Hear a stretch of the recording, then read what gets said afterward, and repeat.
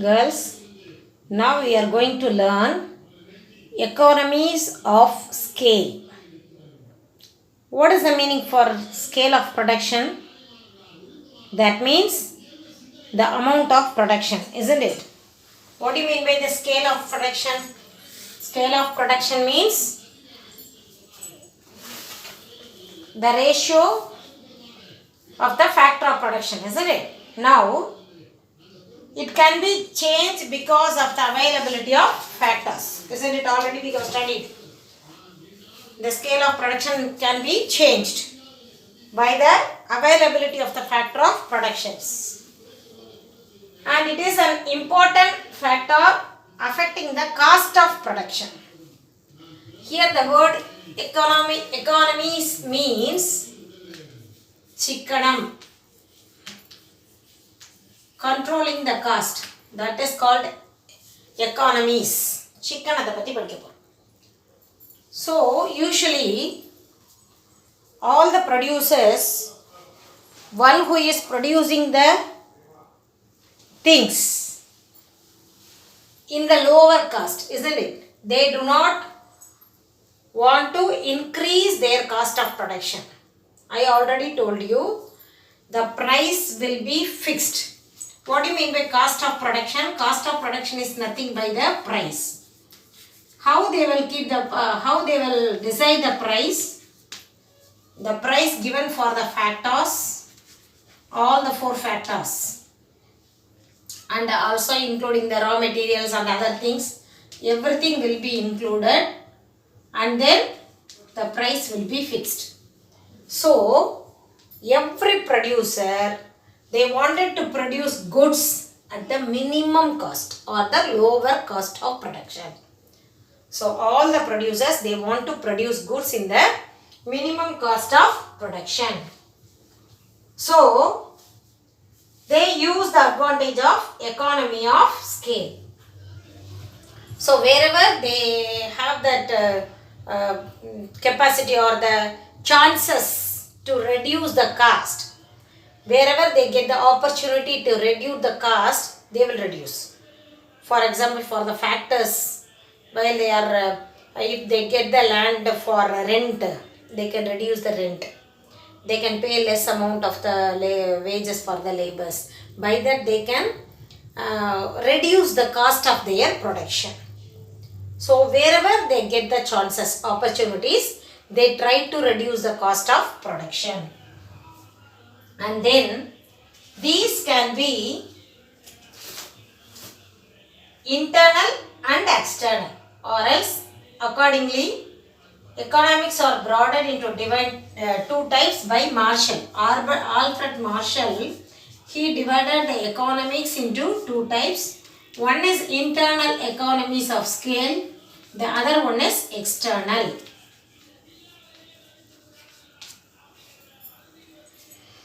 Already I told economies means chikkanam. So internal economies and external economies.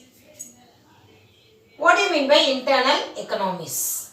It is the advantages enjoyed by the production unit which causes a reduction in the cost of production of the commodity. For example, there is a firm. A is a firm.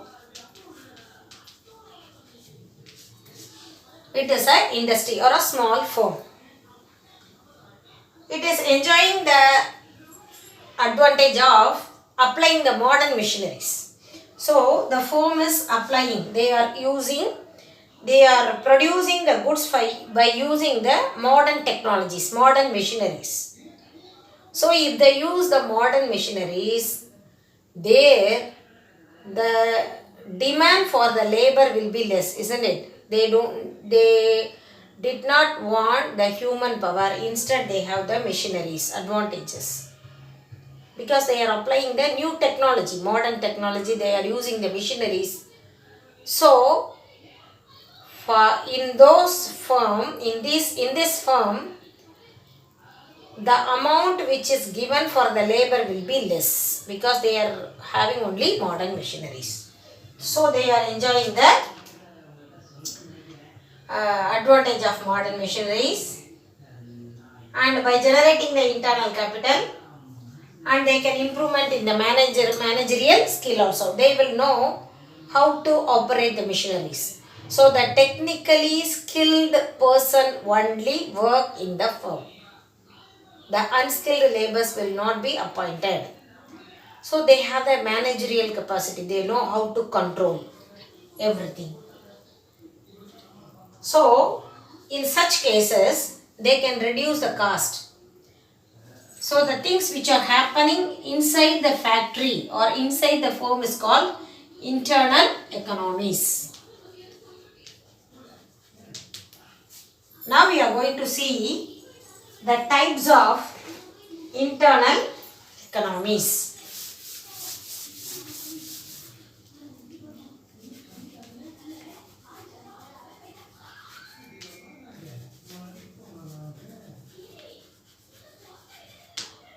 It is not economics, economies. What are the internal economies? First one, technical. As I said, if they are using the modern technology, if they are using the up-to-date technologies, it improves the productivity of the firm, isn't it? So they will produce in a large amount with the same requirement, with the same raw material and with the same amount of time, even with a short period. By using the technologies, they will produce goods in the large amount, and they can apply the research and the development. So that time they will use the technical economies. Financial economies. The word financial means money. I already told you, isn't it? So for capital, first one we talks about the labor. Second one we are talking about the capital. The big firms, they can collect the money by shares, by issuing shares for the company firms. So they can easily float the capital, isn't it? From the public they will collect the capital easily and they will run the business. They won't take any risk.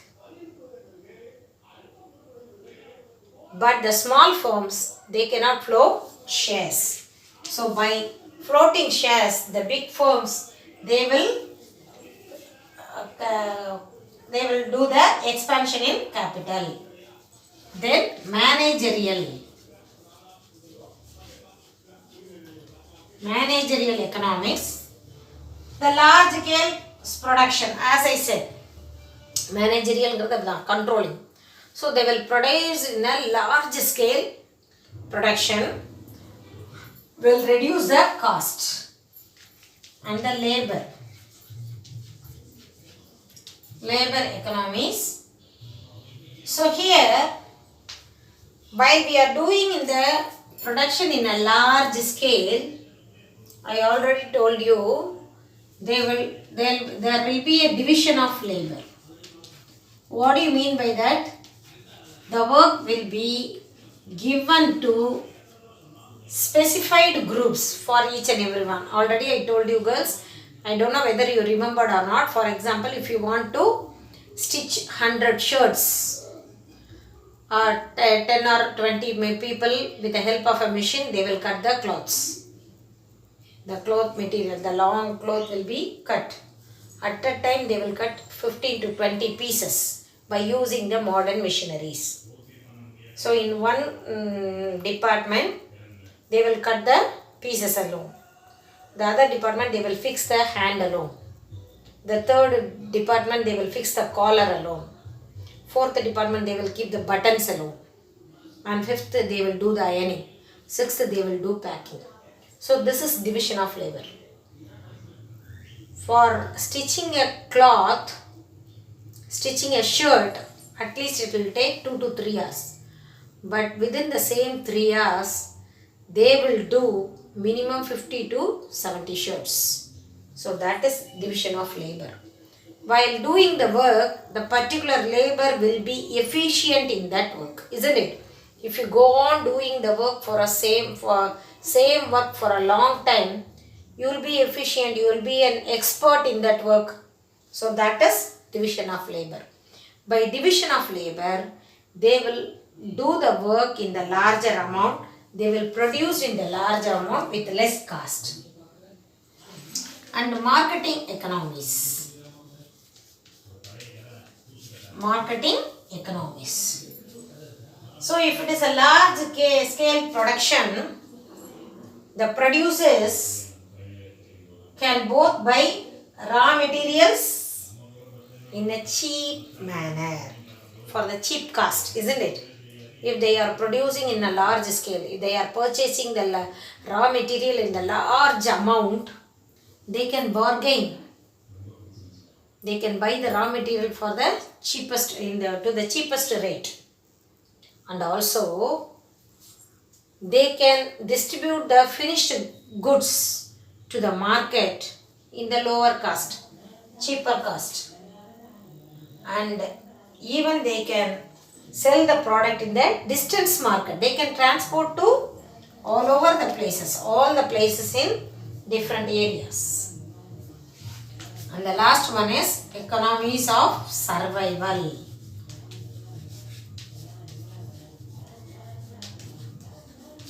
What do you mean by this? Product varies is possible when there is a large scale production, isn't it? They can do different variety of products will be there if they are doing in the large scale. If one product is done in a large scale, they will produce large. So the same product will not be produced by all the people. For example, if there is A, B, C, D, if he is producing the textile, he will produce in the larger amount. So the B will not do that. Instead, he will go for steel, plastic and other items. So all the producers, they will do different variety of products in production will be differs. Because one who is doing larger amount will not be followed by other person. Because the supply will be increased, which leads to the demand fall in price. So they won't do that. So the product diversification is possible when there is a large scale of production. So this reduces the risk of production, isn't it? There will be a risk for the fall in price and other things. So they won't be included. If the rate of the textile goes down, he never bother about that because he is doing only steel. Or else, if the cost of the plastic is go down, they both do not bother about this. So there is no risk of the pair group. Even if the market for the one product collapse, the other product will offset it, isn't it? If there is a substitute product, the other product will compensate that. So these are all internal economies. Technical economies, financial, managerial, labor, marketing and economies of survival. Then we are going to see the external economies. This is happening inside the firm, that is internal. The next one, outside the firm or outside the production unit is called external economies. It is from the changes from the outside which cause an improvement in the production process. So, these advantages enjoyed by the firms in the industry due to the structural growth, isn't it? If there is a drastic changes in that structural growth, infrastructure, they will enjoy this. The market for the product will be increased. For example, urbanization and other things. So first one, increased transport facility.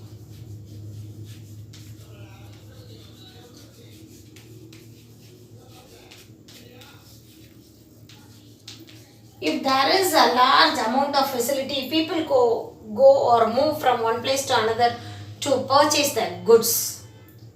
So the companies, those who are producing goods, they are no need to market in all over the part of the area. Just they can keep it in one area. The people will come and collect the goods. So the transport charge will be lesser they will get advantages in the transport charges. So the producers, they won't spend much on the transport. So the increasing transport facility make the people to move forward to collect the goods. Banking facility. Instead of collecting money, they can get loan and other things. And also, nowadays the the loans are available in banks. So the people, they are getting the banking facilities and they are buying the commodities. And even the producers, they can use the bank for expanding their industries. Development of townships, that is urbanization. Development of townships, urbanization. So number of people are moving from the rural area to the city side, urban. So if they come forward, the goods which are producing in the city side will be consumed by the people, those who move from the rural side. Otherwise, if they do not move, the things should be carried to the rural ages. இல்லையா? இப்போ ஒரு city சைடில் ஒரு production நடக்குதுன்னு வைடா, ஒரு பெரிய industry இருக்குது, they are producing goods. They have to transport to the village for the sale. If the people come to the town side, so there is no need of carrying the goods. And then development of information and communication, isn't it? So with the help of communication and the information, they are getting more knowledge about the production and the demand for goods. For example, in one area, if there is a demand for the plastic products, but in that area there is no producers of the plastic. So by getting the information or by getting the communication informations, they can move their factory here or they can sell their goods. Easily they can move their goods with the help of the communication. If they need, just they will make a call and they will collect the goods, isn't it? So with the help of the development of information and communication, they are selling the product at the least cost. There is no need of advertisement and other things, isn't it? If you buy a nice vessel or a nice whatever it may be, textile dress or else, you will make a call and you will inform the visitor, I buy this in that shop, the name of the shop you will say, so I will buy this, it's very cheap. You used to say that. Automatically, with the help of that communication, you are inviting the people, so they, without spending anything, they are getting the advertisement. So they are not spending for advertisement, but you are doing the advertisement on behalf of the firm. Those are all economies for them. So the amount which is spent for advertisement is same, isn't it? So those are all called development, information and communication, external economies. And then we are going to see the diseconomies of scale. So till now we learned what is economies, and next we are going to see diseconomies of scale. That we will see in the next class. Thank you, girls.